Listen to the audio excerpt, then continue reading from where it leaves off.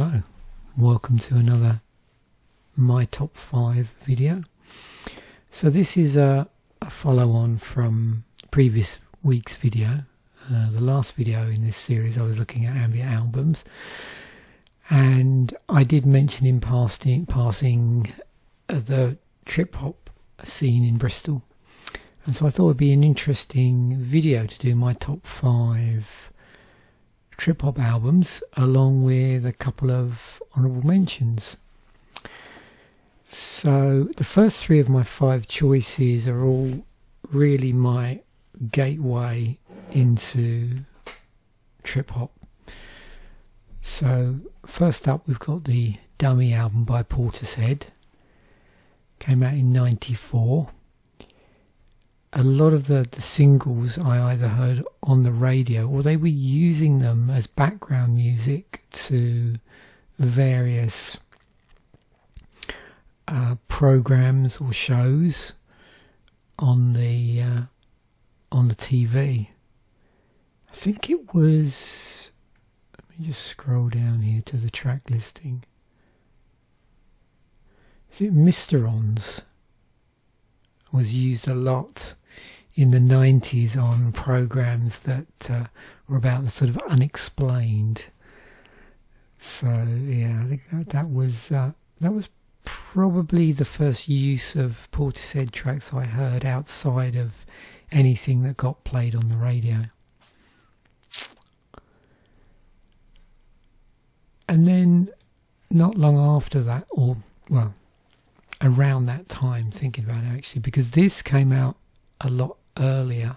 So this came out in '91, but I didn't actually buy it until sometime between then and the release of this album. So my guess is, I think it was around about '93 that I got into and purchased Blue Lines. I'd obviously been aware of the singles like Safe from Harm and Unfinished Symphony, or Unfinished Sympathy, should I say. But yeah, it was through that eventually I went out one. I used to go down to, there were 2 big mega stores in Brighton in the 90s. One was the Virgin Megastore and one was HMV. In fact, if my memory serves me correctly, I think there were actually 2 HMVs in Brighton. There was even at one point an Our Price, although I think that shut down eventually. And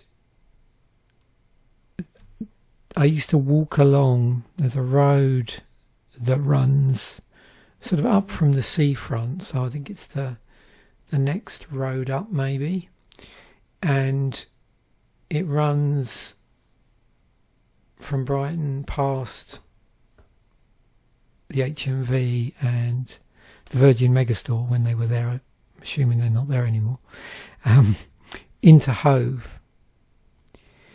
And I think it's probably one of those record shops are like quite near the end of where all the big stores are, and then you get slightly smaller stores, and then you get into Hove. And often, if I was not only, I used to visit Brighton a lot. I went to college down there part time when I was working in microbiology and immunology back in the day, and I used to go down there on a Sunday to chill out and go record shopping. And then also later when I did my post-grad, which was done like completely self-funded, I used to have to go down there and there's a connection here, but I did a flourishing video about the Open University, and I used to have to take exams every 6 months, and one set of exams during, I think it was the quietest period of exams from the Open University, which is when so most of the undergraduate courses run over a year, and I was on a postgrad program, and those courses ran every 6 months. So what would happen is, I think often you'd get the postgrad and the undergrad programs would coincide. So for those exams, I'd take them over in Crawley. But for the part of the year when there wasn't any undergraduate exams, they'd be in Brighton. Also, they'd be in Hove. They'd be at the Hove Town Hall. And so what I'd do is I'd go down early to chill out before the exam, and then go record shopping in the HMV and Virgin Megastore in Brighton, and then walk back to where I parked my car near the town hall.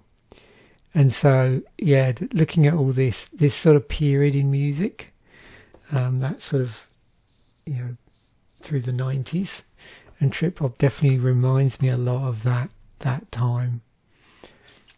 And a lot of time I spent down in Brighton. I'm trying to think, that would have, I don't think I was going to many gigs there. Back in the 80s, that was my go-to place for going to gigs. But in the 90s, it was my sort of go-to place for going shopping and having and going out for meals there. Me and my family, we used to go down a lot. My mum and dad and I think both of my brothers, we used to go down and have meals at Digging the Ribs and a lot of the Mexican places down there. So yeah, it was a good place for food. I think there used to be a road which was full of really cool restaurants really close to the HMV and the Virgin Megastore. Anyway, I digress. But this series is a lot about remembering other things that were going on around the time I was into the album. And I suppose as a result of listening to Blue Lines, I then got into Tricky. So this album will be my third choice. I think you can see there's quite a number of singles that were released off the album. But probably my favourite is Hell Is Around the Corner. In fact, probably listening to some of the deeper and darker tracks on trip-hop albums then acted as a gateway to later Ilbian albums that I got into. So these first three are trip-hop albums that I got into first. And the funny thing is, I remember with Dummy hanging out. I mean, I'd heard this album.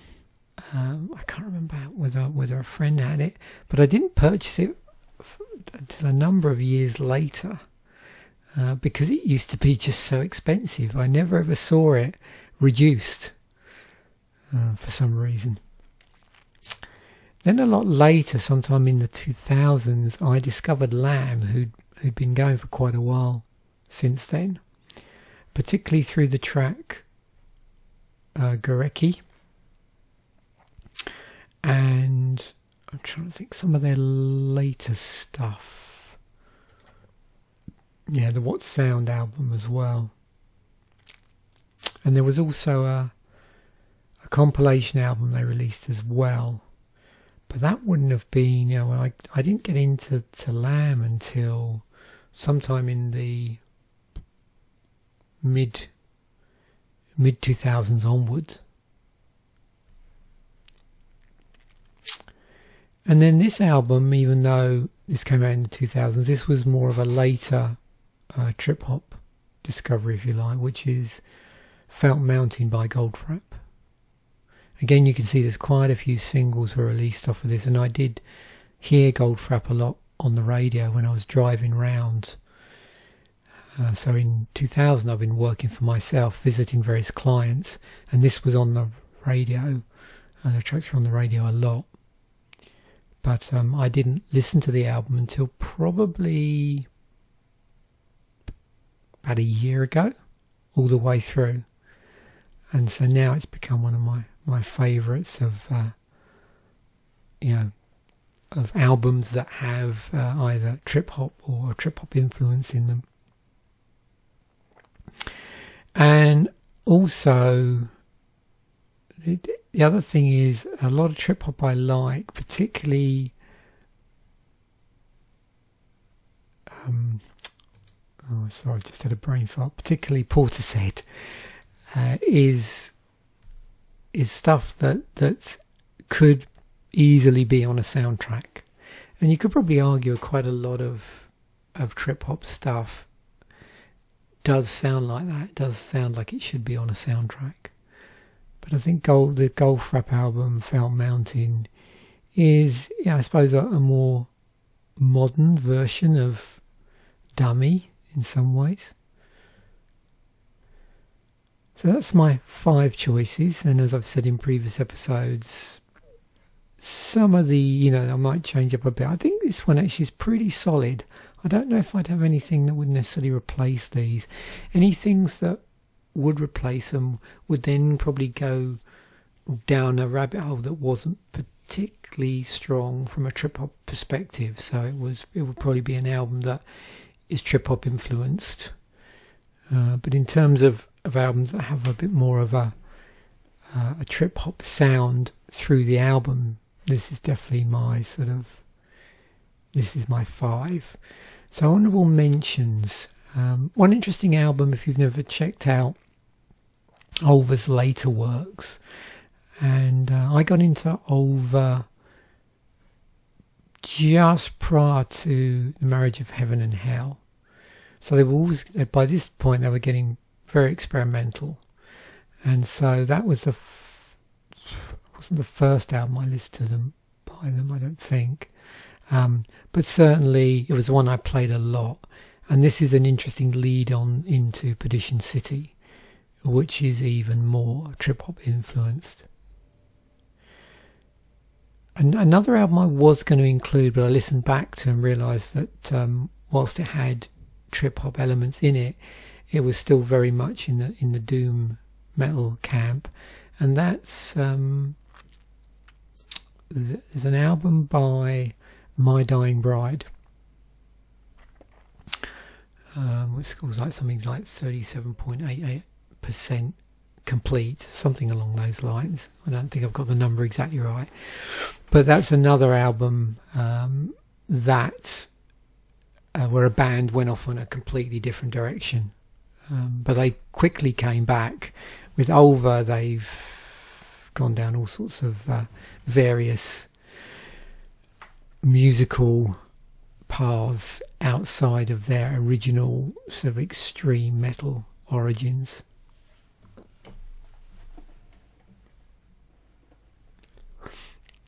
I've already mentioned introducing in the previous episode connected to ambient, but it's another album with trip hop elements in it, and also, from my understanding, this was the first artist for his. I think it was for this Influx track in '93, where the term trip hop was actually used in the music press. And then finally, I recently got around to listening to this album, which is an album by the band called Scorn. The album's called Evanescence. Came out in '94. Now, it's very much placed in the sort of ambient dub industrial area, along with trip hop. But I expected it to be a lot harder sounding. I expected it to sound a little bit like Godflesh, so a little bit more like industrial hip hop. But listening back to this very recently, and I'd been aware of this album for quite a while, since it made Terrorizer's 100 most important albums of the 90s, but never had a proper listen to it until very recently. And it's well worth a listen if you like trip hop, done with an ambient twist.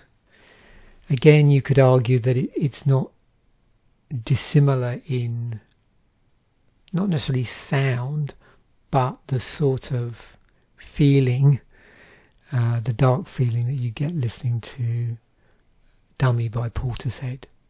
So if you do like that sort of darker style trip hop, but just coming in from a slightly different angle musically, then yeah, definitely have a listen to this album. I don't think you'll be disappointed. And I only wish I'd listened to it sooner. Like I said, I've been away from it for a long time, but it was only very recently. So that's another honourable mention. So my top 5 recommendations, if you want to check out trip hop as a genre and you haven't, is Dummy by Portishead, Blue Lines by Massive Attack, Maxine Quay by Tricky, the first Lamb album, so their debut album, and Felt Mountain by Goldfrapp. Thanks once again for watching this video. Bye for now, and I will catch you in the next video.